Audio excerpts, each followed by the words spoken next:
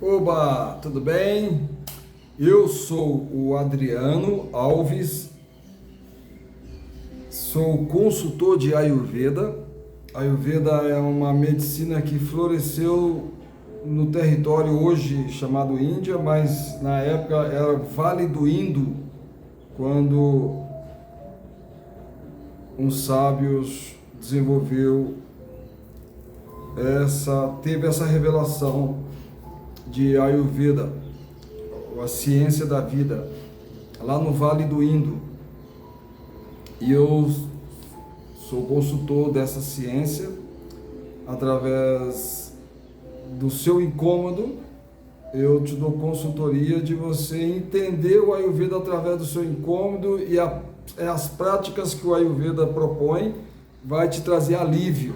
E você vai ver que ela é um ensinamento vivo, prático, real e que realmente, sendo praticado, vai promover longevidade. Então eu sou consultor de Ayurveda, eu sou instrutor de Hatha Yoga clássico, a ginástica que faz a promoção do corpo físico, de alinhar o corpo físico de uma forma que ele fique positivo, aonde ele ajuda também no alívio dos incômodos físicos através de alongamentos e respirações. Então a gente tem a habilidade de estar compartilhando com você uns exercícios que pode te ajudar no alívio dos incômodos através dessas duas ciências, sabe? Ayurveda, Hatha Yoga. E eu sou também praticante e discípulo de Jesus Cristo. E como discípulo de Jesus Cristo, eu só sendo obediente a Ele, sendo conduzido pelo Espírito de Deus.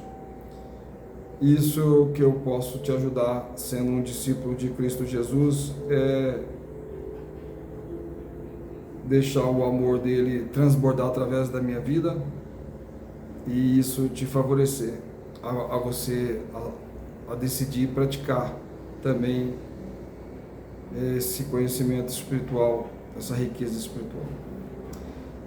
Então, eu estou aqui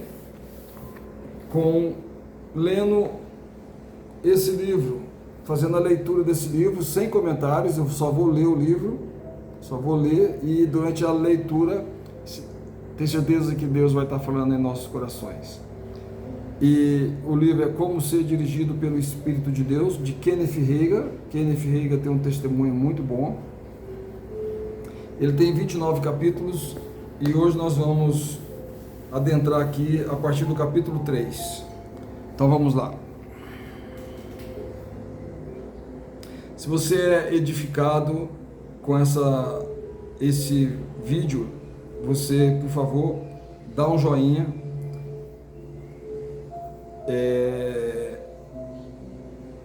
se inscreve no canal para receber até mais vídeos e compartilhe. Talvez você pode ser um canal de bênção na vida de outras pessoas, dessas bênçãos que nós vamos receber aqui na leitura desse livro. Então vamos lá, capítulo 3. Conscientes do Espírito. E no livro, na carta primeira de Tessalonicenses, capítulo 5, versículo 23, Paulo diz assim: e o vosso espírito, alma e corpo sejam conservados, íntegros, sejam conservados íntegros e irrepreensíveis,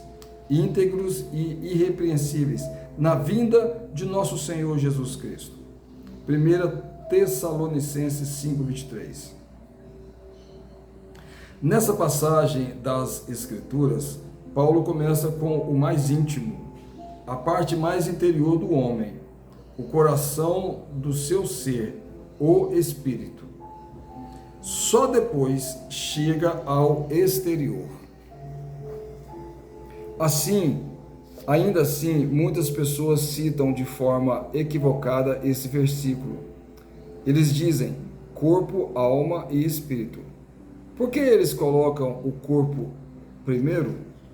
Porque eles são mais conscientes do corpo do que do espírito.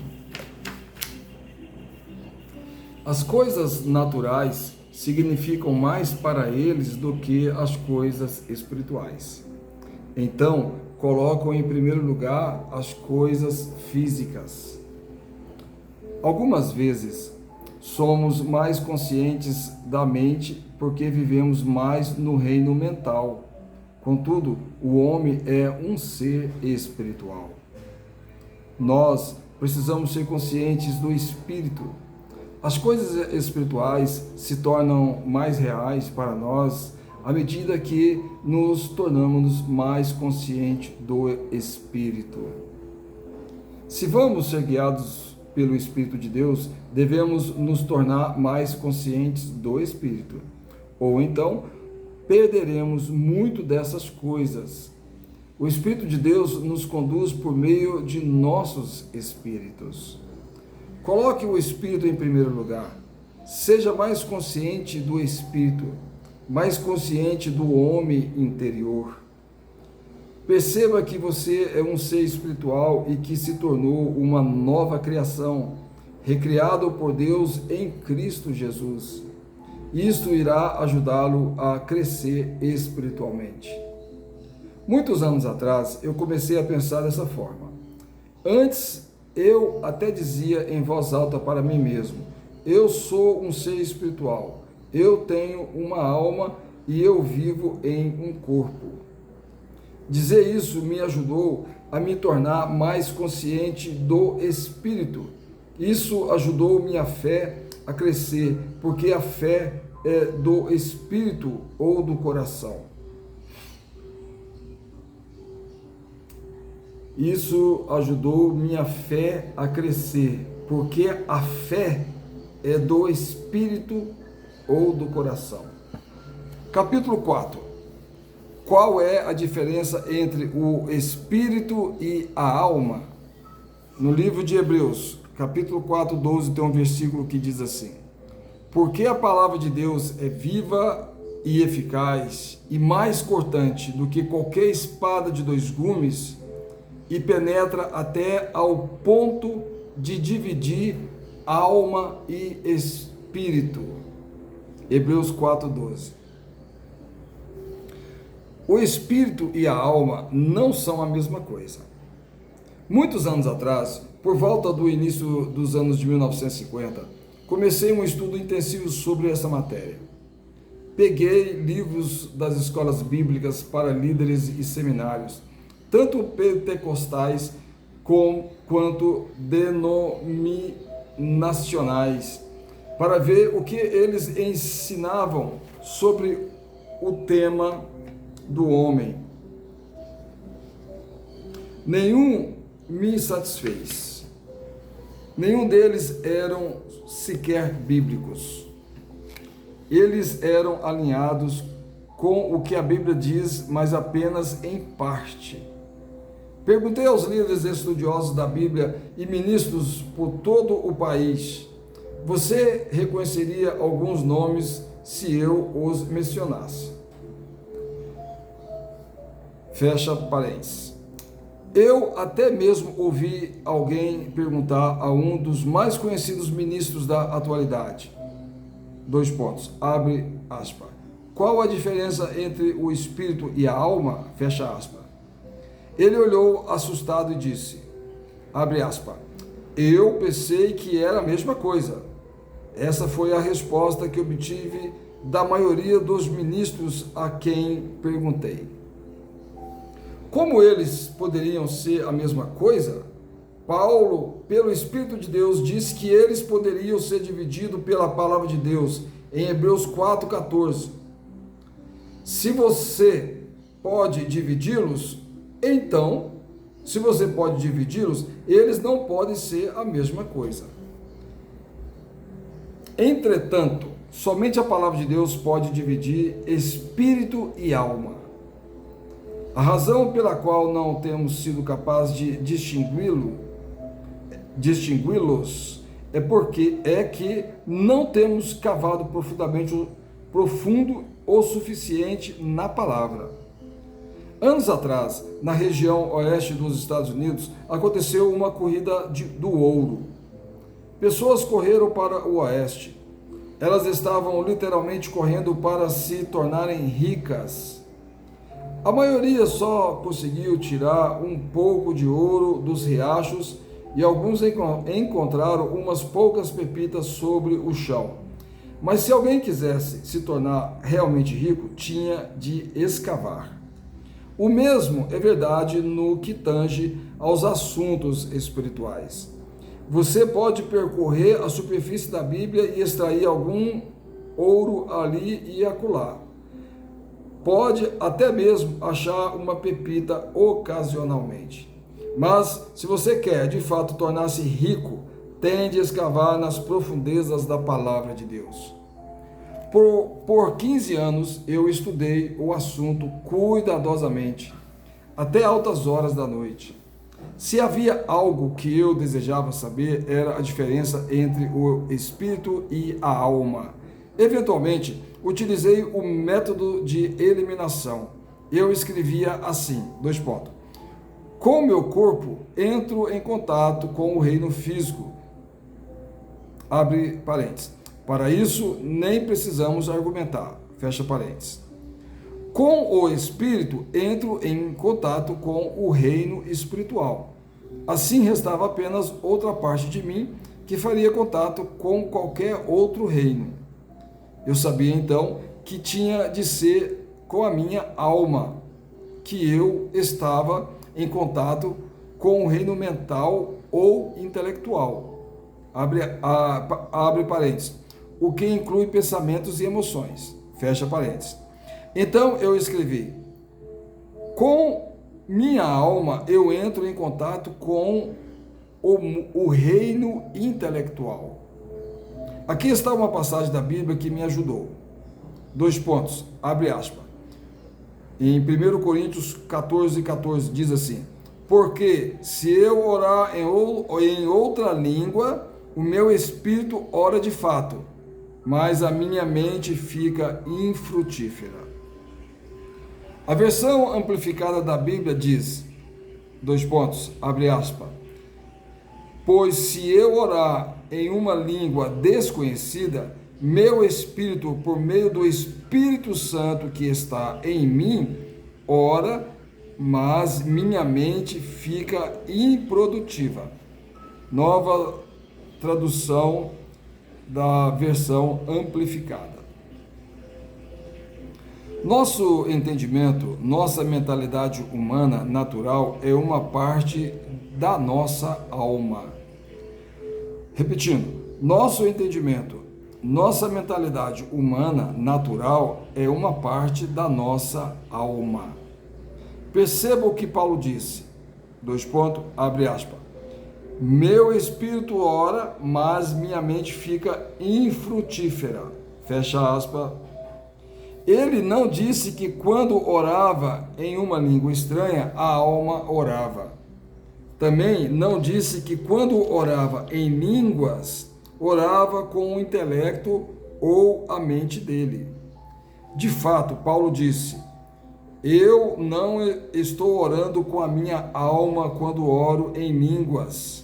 Eu estou orando com meu espírito, meu coração, meu ser interior. Você se recorda do que Jesus disse?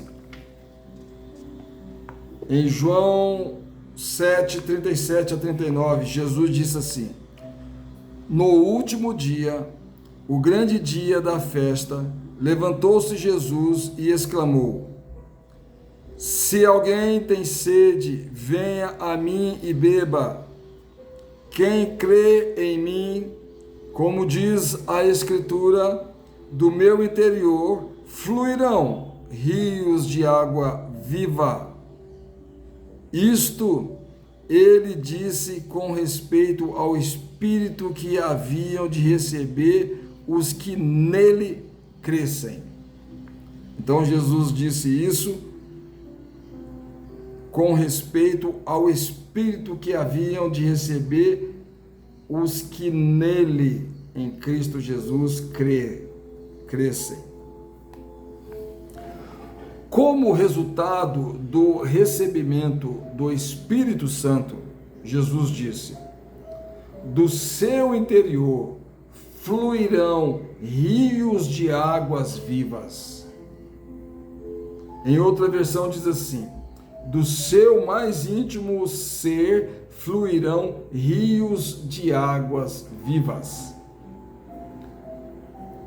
A filha de um pastor do Evangelho Pleno tinha 6 anos de idade quando ela e outras crianças estavam reunidas em grupo à noite durante um reavivamento.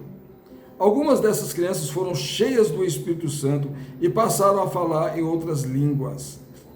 Essa pequenina de 6 anos, segurando o estômago, correu para sua mãe dizendo: mamãe, mamãe, isso veio direto da minha barriga. Ela estava sendo bíblica. Ela estava falando em línguas a partir de seu interior, seu espírito, do mais íntimo do seu ser. É de lá que as línguas vêm. O Espírito Santo, que habita no seu espírito, dá ao seu espírito a expressão vocal e você fala. Considere estas passagens juntas agora. Abre aspas. O espírito do homem é a lâmpada do Senhor, a qual esquadrinha o mais íntimo do corpo. Do seu interior fluirão rios de águas vivas. Vamos de novo trazer essa reflexão, essa leitura desse versículo aqui. O espírito do homem é a lâmpada do Senhor, a qual esquadrinha o mais íntimo do corpo. Do seu interior fluirão rios de águas vivas. Todas as direções que já recebi vieram do meu espírito. A maior parte delas veio enquanto eu orava em línguas. Você pode entender o porquê? Seu espírito está ativo quando você ora em línguas. Uma razão pela qual a Igreja Mundial, como um todo, falhou gravemente é porque tem se dedicado muito apenas um tipo de oração. Oração com o entendimento, ou oração mental. Cristãos têm se esforçado para combater um combate espiritual com habilidades mentais. Tenho aprendido isso no decorrer desses muitos anos. Em cada crise da vida, tenho aprendido a buscar no meu espírito, em meu interior. Eu tenho aprendido a orar em outras línguas. Enquanto oro assim, direções brotam do meu interior. Isso se dá pelo fato de meu espírito estar ativo. Meu corpo não está ativo.